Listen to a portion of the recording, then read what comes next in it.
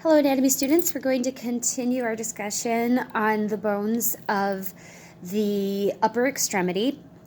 We are moving on now to the forearm. So the forearm is the bottom part here of the arm. There are two bones that make up the forearm, and when in anatomical position, the radius is on the lateral side and the ulna is on the medial side. And so we're going to start first with the radius and then we'll talk about the ulna. But first of all, I just wanted to say that one of the distinguishing characteristics that the radius has is this circular head at the very top.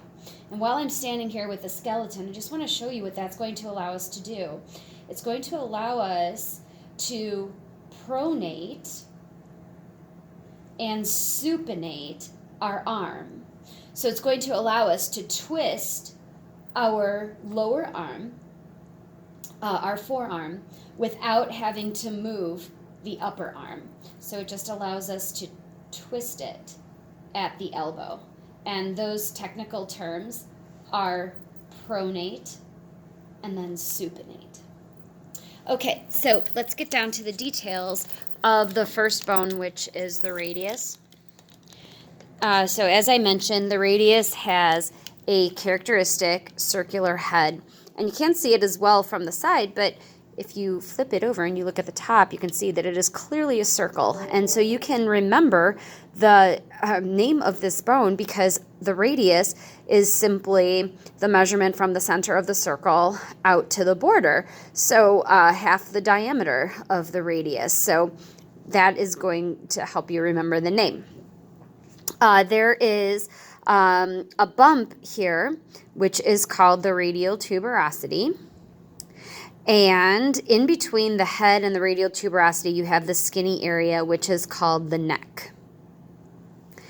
At the bottom, or the distal end of the radius, this is the end that's going to articulate with the wrist bones, which are called the carpals. But here you can see there's this pointy part. This is called the stylus of the radius or the radial stylus. So you could say either one and be correct. And it's named, I mean, you guys know what a stylus is now. I mean, we use them all the time on our Chromebooks. So it's just like something that's got a pointy end, kind of like a pen or a pencil or a stylus. So that's what they're talking about here. Now, I know that I am looking at a radius from the left forearm.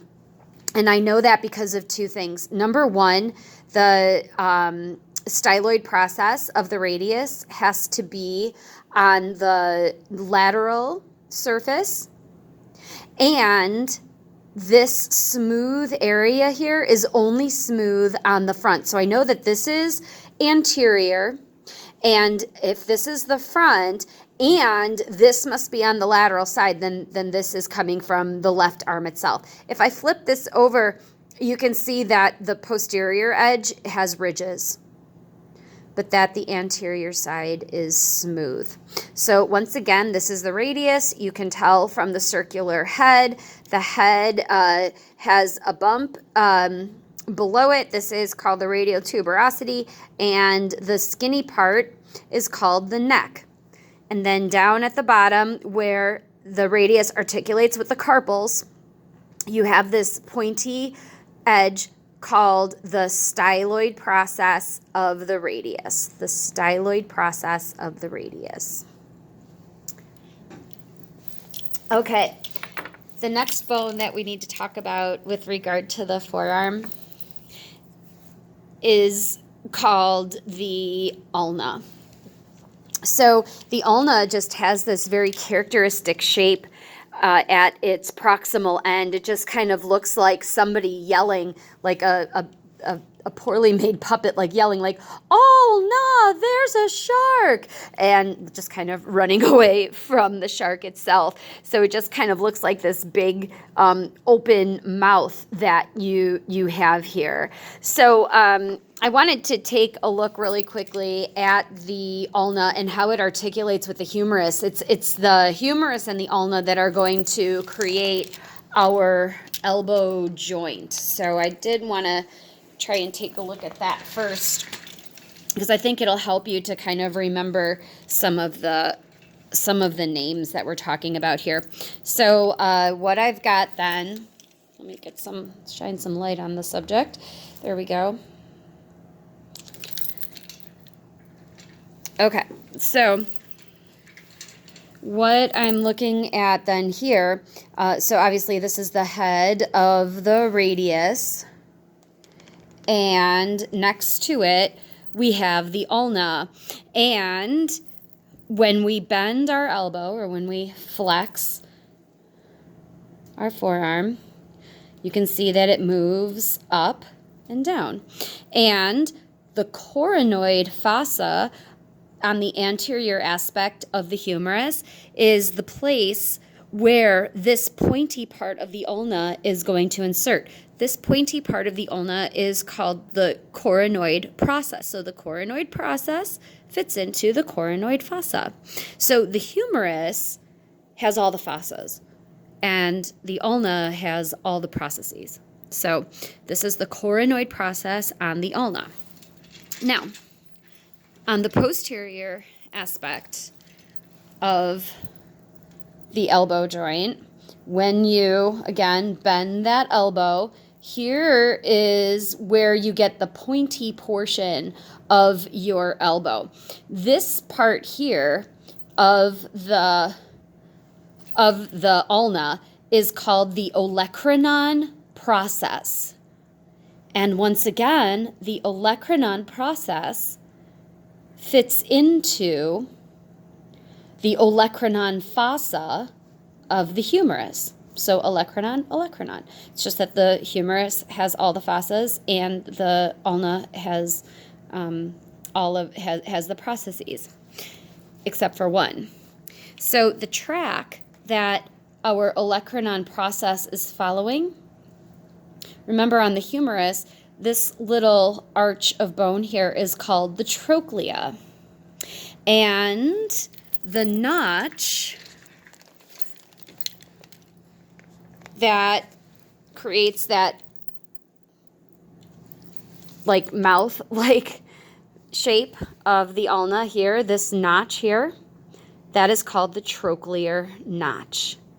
So up here at the proximal end of the ulna, note that I am not saying head. This is not the head of the ulna. This is the proximal end of the ulna. We have terms or structures whose names match up with the structures on the humerus. Olecranon process, coronoid process, be careful of your spelling there, and trochlear notch. The head of the ulna is on the distal end. So the part that articulates with the wrist bones is the head of the ulna. And this pointy part here is called the styloid process of the ulna. So we have the styloid process of the radius.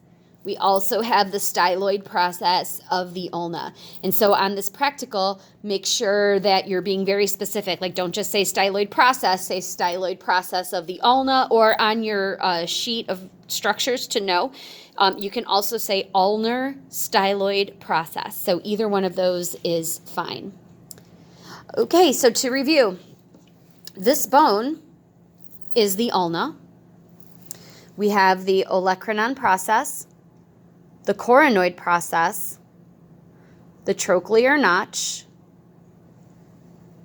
the head of the ulna, and the styloid process of the ulna. All right. Lastly, here we are looking at the bones of the hand. And these bones here are the carpals, or the wrist bones. Now, they all have different names, but you don't need to know them. You just need to know them collectively as the carpals. So these are the bones of the wrist. And the styloid process of the radius will articulate here, while the styloid process of the ulna will articulate on the other side. So these are the carpals. The hand bones, or the bones that make up the wider portion of your hand, or the ones that are found in the palm of your hand on the anterior side, these bones are called metacarpals. These are metacarpals. And then the finger bones are called phalanges. So phalanges is the plural for these bones. Phalanx is the singular. So each finger bone has 3 phalanges, except not the thumb. The phalanges are named like so: proximal phalanx, middle phalanx, distal phalanx.